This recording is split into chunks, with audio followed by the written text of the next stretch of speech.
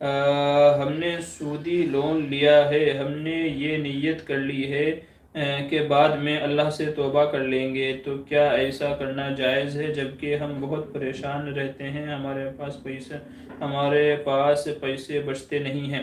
دیکھیں، جو بندہ بالکل پریشان ہے، مجبور ہے، کھانے پینے کے لیے، دوائی وغیرہ کے لیے، علاج و معالجے کے لیے بھی جس کے پاس پیسے نہیں ہیں اور کہیں سے قرض ملنے کی امید نہیں ہے سوائے یہ سودی پیسہ لینے کے، تو ایسے شخص کے لیے علماء نے اجازت دی ہے۔ اور جو صرف اپنا بینک بیلنس بڑھانا چاہتا ہے، کاروبار بڑھانا چاہتا ہے، تو اس کے لیے علماء نے اجازت نہیں دی ہے۔ ایسے ہی گھر ہے لیکن پھر بھی اپنا گھر لینا چاہتا ہے، اپنی بڑی گاڑی لینا چاہتا ہے، تو ان کے لیے علماء نے اجازت نہیں دی ہے۔ تو بیسک جو ضرورتیں ہیں تو ان کے لیے اجازت دی ہے علماء نے، ساتھ ساتھ میں اللہ سے توبہ و استغفار کرتا رہے۔ تو اگر آپ بھی مجبور ہیں، بہت زیادہ مجبور ہیں، پریشان ہیں، جیسے آپ نے کہا اگر کھانے پینے کی بھی پریشانیاں ہیں، تو پھر لینے کی اجازت ہے، ساتھ ساتھ میں اللہ سے توبہ و استغفار بھی کرتے رہیں۔ اللہ اس سے آپ کو چھٹکارا نصیب فرمائے۔